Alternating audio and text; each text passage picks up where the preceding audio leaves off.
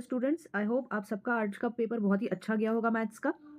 जिसने भी final 50 series मेरी बहुत ही अच्छे से देखी है, सारे वीडियोस प्रॉपर्ली प्रैक्टिस किए हैं, उसका पेपर तो बहुत ही अच्छा गया होगा। क्योंकि जितने भी कॉन्सेप्ट मैंने आपको पढ़ाए हैं उस सीरीज़ में कई सारे क्वेश्चंस तो डायरेक्ट आए हैं, और जो क्वेश्चंस डायरेक्ट नहीं भी आए हैं, जो नंबर चेंज करके आए हैं, उनमें मेरे पढ़ाए हुए सारे कॉन्सेप्ट्स यूज़ हुए हैं। तो अब ये पेपर है आपका सामने। सबसे पहले हम क्या करते हैं, सबसे पहले बिना टाइम वेस्ट किए मैं आपको ऑब्जेक्टिव्स के आंसर्स बता देती हूँ। तो ये सेट ए का क्वेश्चन पेपर है। फर्स्ट क्वेश्चन है एलसीएम ऑफ 960 एंड 240 इज, तो आंसर होगा 960। अगला क्वेश्चन देखते हैं, question number 2। The natural number 1 is, तो नेचुरल नंबर 1 क्या है, वो नीदर प्राइम है और नॉर कंपोजिट, ना वो प्राइम नंबर है ना ही कंपोजिट नंबर है। If any natural number n, for any natural number n 5 की power n ends with the digit, तो 5 की पावर कुछ भी हो, नंबर हमेशा 5 से खत्म होगा, ठीक है। Graph of y is equal to f x, y is equal to f x का जो ग्राफ बनेगा, तो वो ग्राफ के इस ग्राफ में आपको कितने जीरोज मिलेंगे, 2 जीरोज मिलेंगे, क्योंकि वो एक्स एक्सिस को कितने पॉइंट्स पे टच कर रहा है, 2 पॉइंट्स पे। पांचवा क्वेश्चन देखते हैं, for alpha and beta, if alpha and beta are 2 zeros of polynomial and f x is equal to p x square minus 2x plus 3p and alpha plus beta is equal to alpha beta, तो p क्या होगा।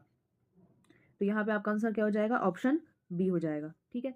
अब हम अगला question देखेंगे, question number 6। If pair of linear equation, ये दो pair of linear equation है, तो कंसिस्टेंट और डिपेंडेंट की कंडीशन क्या होती है, कंसिस्टेंट और डिपेंडेंट की कंडीशन क्या होगी हमारी, ऑप्शन डी होगा हमारा आंसर, ठीक है ना।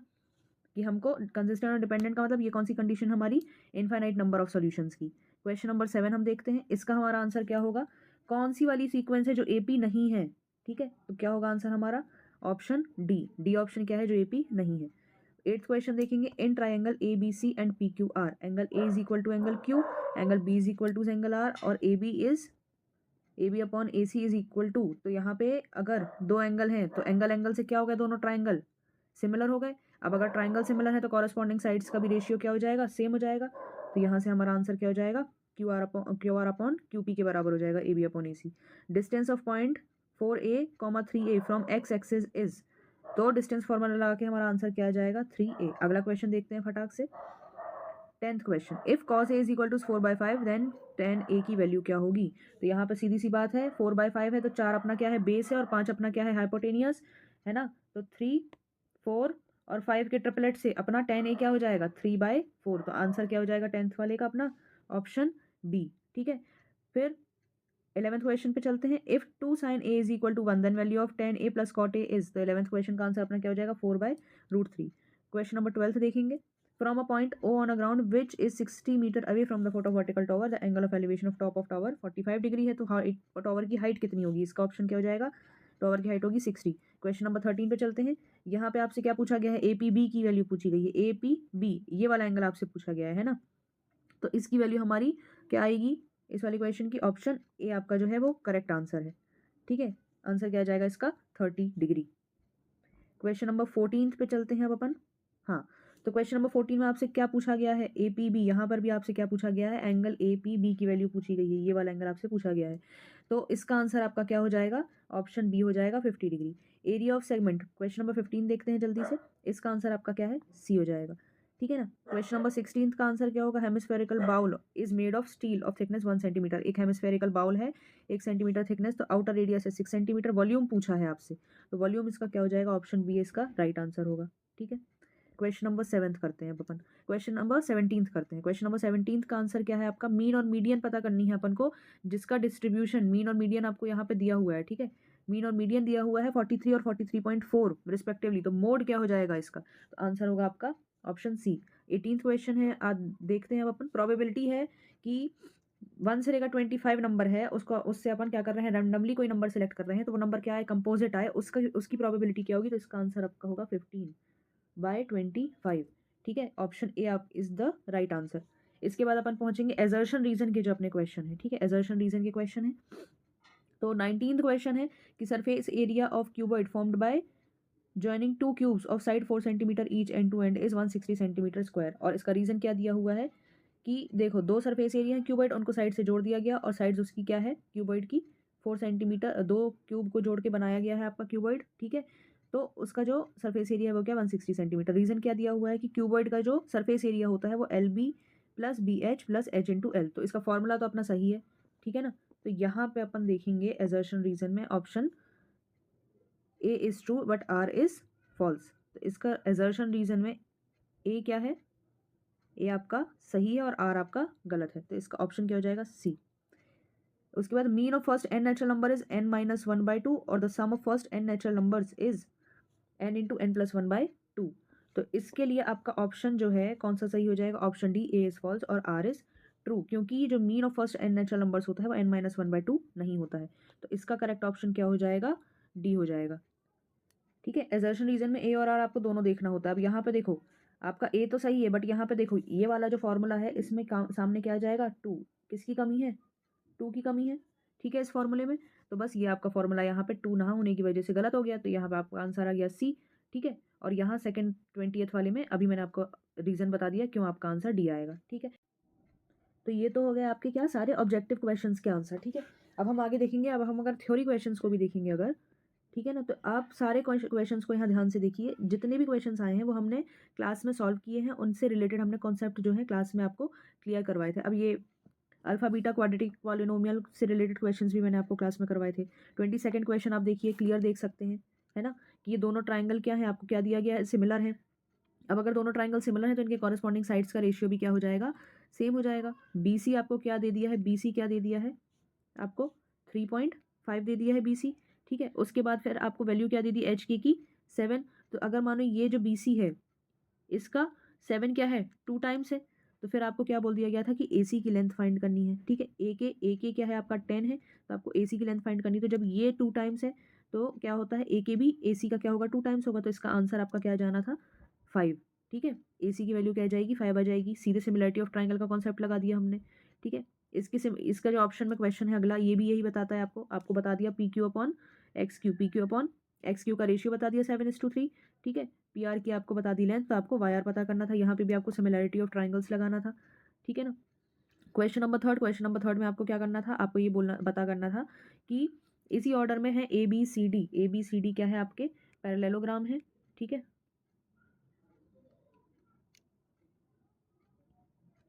तो अब इस पैरेललोग्राम में आपको क्या करना है, पॉइंट्स दे दिए ABCD।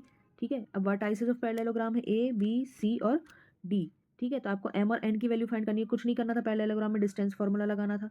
ठीक है, कि जो आपका AB होगा, पैरेललोग्राम में क्या होती है, अपोजिट साइड्स इक्वल होती हैं, तो जो आपका AB का डिस्टेंस होगा वो किसके बराबर होगा, CD के डिस्टेंस के, और AC का जो डिस्टेंस होगा वो किसके बराबर होगा, BD के डिस्टेंस के। डिस्टेंस फार्मूला लगा के आपका ये आंसर आ रहा था। क्वेश्चन नंबर 24th में भी क्या दिया गया है आपको, इस वाले क्वेश्चन में आपको क्या करना है, 24th क्वेश्चन में स्क्वायरिंग बोथ साइड्स। यहाँ पे क्या करेंगे, ये वाला LHS और RHS को स्क्वायर कर देंगे। ठीक है, तो उससे आपका आंसर आ जाएगा। यहाँ पे भी क्या करना था आपको, क्वेश्चन में 1 minus sine theta upon 1 plus sine theta, तो ऊपर नीचे 1 माइनस साइन थीटा से मल्टीप्लाई डिवाइड कर दिया अपन ने, उसको सॉल्व किया तो आपका आंसर आ जाएगा। ठीक है, क्वेश्चन नंबर 25th, यहाँ पे भी आपको क्या बोला गया है कि क्वाड्रिलेटरल PQR साइक्लिक है। ठीक है, तो यहाँ पे भी आपका टेंजेंट थ्योरम, टेंजेंट की आपको प्रॉपर्टी लगा। ठीक है, कि यहाँ पे सीधा सीधा क्या दिख रहा है कि टेंजेंट जो होता है वो रेडियस से कितना डिग्री बनाता है, 90 डिग्री बनाता है ना। तो एंगल आर भी 90 डिग्री है और एंगल क्यू भी 90 डिग्री, आर भी 90 डिग्री, क्यू भी 90 डिग्री। अपोजिट एंगल्स है ना क्वाड्रिलेटरल के। अब अपोजिट एंगल का सम अगर 180 आया तो क्वाड्रिलेटरल क्या हो गया, साइक्लिक हो गया। तो उससे प्रूफ हो गया कि ये क्वाड्रिलेटरल क्या है, साइक्लिक क्वाड्रिलेटरल है। इसके आगे देखो, √5 इज इरेशनल नंबर, ये भी मैंने आपको अपनी एकदम फर्स्ट क्लास में आपको सॉल्व करना बताया था कि √5 इरेशनल कैसे है, कैसे प्रूफ करना है। क्वेश्चन नंबर 27 आपको क्या बोला गया है, coordinate of points trisection of line segment joining points A and B, आपको क्या पता करना है यहाँ पे। तो सबसे पहले ट्राइसेक्शन का क्या मतलब होता है, यहाँ पे ट्राइसेक्शन का मतलब ये होता है कि कोई भी एक पॉइंट है जो A और B को किस में, या तो 1:2 के रेशियो में डिवाइड कर रहा है, 1:2 के रेशियो में डिवाइड कर रहा है, या तो 1:2 के रेशियो में डिवाइड कर रहा है, या तो 2:1 के रेशियो में डिवाइड कर रहा है। ठीक है ना, तो क्या करोगे, कौन सा फॉर्मूला लगेगा आपका यहाँ पे, सेक्शन फार्मूला से रिलेटेड क्वेश्चंस भी मैंने करवाए थे आपको क्लास में। ठीक है, क्वेश्चन नंबर 28 देखेंगे। इसमें क्वेश्चन नंबर 28 में भी आपको कुछ नहीं करना है, सेक थीटा कॉसेक थीटा। ठीक है, यहाँ पे आपको सेक थीटा और कॉसेक थीटा की क्या करना है, वैल्यूज़ आपको सब्सटीट्यूट करना है। ठीक है ना, सेक थीटा क्या हो जाता है आपका, बताइए, सेक थीटा आपका हो जाता है 1/cos थीटा। ठीक है ना, और उसके बाद में आपका कॉसेक थीटा क्या हो जाता है, कॉसेक थीटा हो जाता है 1/sin थीटा। तो बस उसकी वैल्यू आपको सब्सटीट्यूट करनी है यहाँ पे, और आपकी आइडेंटिटी लगेगी sec square -1 is equal to tan square और cosec square -1 is equal to cot square. ठीक है, तो यहाँ पे ठीक है ना, क्या करोगे आप, tan की जगह पे sin अपॉन cos और cot की जगह पे cos अपॉन sin सब्सटीट्यूट करके ये आंसर आ जाएगा आपका। फिर उसके बाद हम क्वेश्चन नंबर 29 देखेंगे। ठीक है, तो ये वाले क्वेश्चन में क्या मैंने आपको करवाया था, सिमिलैरिटी ऑफ ट्राइंगल्स, है ना। सिमिलैरिटी ऑफ ट्राइंगल्स का आपका कॉन्सेप्ट लगेगा यहाँ पे और आपका ये क्वेश्चन सॉल्व हो जाएगा। ये मैंने क्लास में भी करवाए हैं आपको सिमिलैरिटी ऑफ ट्राइंगल के क्वेश्चन, है ना, जिसने वो कॉन्सेप्ट अच्छे से पढ़ा है। ठीक है, तो जो हमने सिमिलैरिटी ऑफ ट्राइंगल के अगर आपने कॉन्सेप्ट किए हैं तो आपको बिल्कुल बन गया होगा ये क्वेश्चन। क्वेश्चन नंबर 30th, यहाँ पर भी आपको क्वेश्चन नंबर 30 इससे रिलेटेड क्या है बात, लास्ट वाला जो हमारा वीडियो मैंने अपलोड की थी, एरिया रिलेटेड टू सर्कल, सीधा उसका कॉन्सेप्ट लगा हुआ है यहाँ पे, है ना। वो क्वेश्चन आपने किया होगा। तो क्या बोला गया है आपको, सेक्टर का एरिया फाइंड करना है। रेडियस भी दिया हुआ है आपको, सेंटर एंगल आपको क्या दिया हुआ है, 30 डिग्री दिया हुआ है। ठीक है, और कॉरस्पॉन्डिंग मेजर सेक्टर, तो माइनर सेक्टर आपने जैसे ही माइनस किया तो आपको मेजर सेक्टर का एरिया मिल गया। बहुत ही सिंपल क्वेश्चन था ये। तो क्वेश्चन नंबर 31 करेंगे अब हम।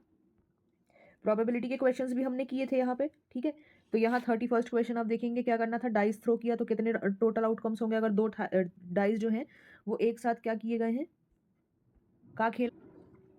तो हमने प्रोबेबिलिटी के क्वेश्चंस हमने बहुत अच्छे से किए थे। अब दो डाइस क्या किए गए हैं, एक साथ थ्रो किए गए हैं एक ही टाइम पे, तो total outcome, number of outcome कितने हैं आपके, 36 हैं। आपको क्या करना है, प्रोबेबिलिटी बतानी है कि उन दोनों डाइस में जो नंबर है आउटकम से उनका सम क्या होगा, 5 होगा। तो सम क्या होता है, 2 3 3 2, एक ये जोड़ी हो गई नंबर की, और 4 1 1 4, एक ये जोड़ी हो गई जिसका सम क्या था 5 का। तो 4/36 आपका प्रोबेबिलिटी है। सेकंड पार्ट में भी ऐसा ही है, डिफरेंस आपका क्या है 3, तो 4/36 उसकी भी प्रोबेबिलिटी आपकी आ जाएगी। सिंपल क्वेश्चन था। प्रोबेबिलिटी के क्वेश्चन अगर आपने देखे होंगे तो आपको बन गया होगा ये क्वेश्चन भी। Aarush bought 2 pencils and 3 chocolates for 11 rupees. Tanish bought 1 pencil, 2 chocolates for 7 rupees from the same shop. Represent this situation. Linear equation के मैंने आपको क्वेश्चंस करवाए थे। तो लीनियर इक्वेशन के मैंने आपको क्वेश्चंस जो करवाए थे, तो उसमें कुछ नहीं करना है आपको, सिर्फ ये दो सिचुएशन लेनी है। क्या ले लेंगे, पेंसिल को आप ले लेंगे x, ठीक है, 2 पेंसिल्स, तो प्राइस ऑफ 1 पेंसिल आप ले लेंगे x, प्राइस ऑफ 1 चॉकलेट आप क्या ले लेंगे y। तो 3x plus 2x plus 3y आपका क्या आ गया, 11 रुपीज़। उसके बाद 1x प्लस 2y आपका क्या आ गया, 7 रुपीज़। तो ये आपके क्या आ गए, दो इक्वेशन आ गए। उन इक्वेशन को आप सब्सटीट्यूशन एलिमिनेशन किसी भी मेथड से आप सॉल्व करते तो आपका x और y की वैल्यू आ जाती, वही आपकी प्राइस हो जाती पेंसिल और चॉकलेट की। ठीक है, 32nd क्वेश्चन। तो इसमें क्या बात हुई है, क्या पूछा गया है, person on a tour has 4200 for expensive, if he extends his tour for 3 days he has to cut down his daily expenses, find the original duration of the tour. ये भी आपका किसका क्वेश्चन है, लीनियर इक्वेशन इन 2 वेरिएबल का question है। ठीक है, तो आप क्या करोगे, इस वाले क्वेश्चन में हमें क्या करना था कि 4200 को पहले x से क्या कर लेना था, डिवाइड कर लेना था। ठीक है, तो ओरिजिनल डेली एक्सपेंस आ जाता आपका। उसके बाद आपसे क्या बोल दिया गया कि 3 डे से एक्सटेंड हो गया, तो फिर उसके बाद क्या होगा, 4200 अपॉन x प्लस 3 से आपको डिवाइड करना था।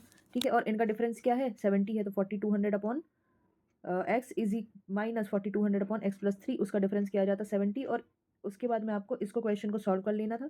ठीक है, तो ये आपका क्वाड्रेटिक इक्वेशन बन जाता। ठीक है, क्वाड्रेटिक इक्वेशन को आप सॉल्व करते हैं, एक्स की वैल्यू आपकी आ जाती। सेकंड क्वेश्चन में भी आपका यही क्वेश्चन है। ठीक है, आपका क्वाड्रेटिक इक्वेशन का क्वेश्चन है ये।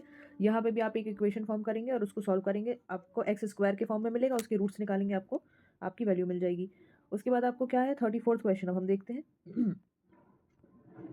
34th का जो क्वेश्चन पार्ट ए है, ये का सेम टू सेम क्वेश्चन जो है, ये पहला सबसे फर्स्ट जो मैंने ट्राइंगल्स का आपको स्टार्टिंग फाइनल 50 सीरीज़ की जो स्टार्टिंग की वीडियोस हैं जो मैंने ट्राइंगल्स पे करवाई हैं, सबसे पहला क्वेश्चन मैंने आपको यही सॉल्व करवाया है। डायरेक्ट वो क्वेश्चन उठ के आया है। मैंने आपको तब भी कहा था कि सीबीएसई में कई बार ये क्वेश्चन आया है, इंपॉर्टेंट है, इसको प्रैक्टिस करके जाएं। कुछ नहीं करना है आपको, सिमिलैरिटी ऑफ ट्राइंगल प्रूफ करना है कि अगर लाइन ड्रॉ की गई वो ट्राइंगल सिमिलर आप प्रूफ कर देंगे, तो क्या कर रहा है, सेम रेशियो में डिवाइड कर रही है पैरेलल लाइन्स उन दोनों किसको, साइड्स को। ठीक है, ये आप प्रूफ करना था, ये वाला क्वेश्चन आपको। बी पार्ट अगर आप देखेंगे, बी पार्ट में कुछ नहीं करना है। बी पार्ट में सिंपल आपको यहाँ पे भी सिमिलैरिटी ऑफ ट्राइंगल का आपको कॉन्सेप्ट लग जाएगा। सिमिलर ट्राइंगल अगर आप प्रूव करेंगे, उसके बाद क्या करेंगे हम, ये कॉन्सेप्ट कौन सा लगेगा, सेम रेशियो में डिवाइड करता है और उससे हमारी डायमेंशन आ जाएगी साइड्स की। ठीक है, ये सारे क्वेश्चन मैंने आपको क्लास में इससे सिमिलर क्वेश्चन क्लास में करवाए हैं।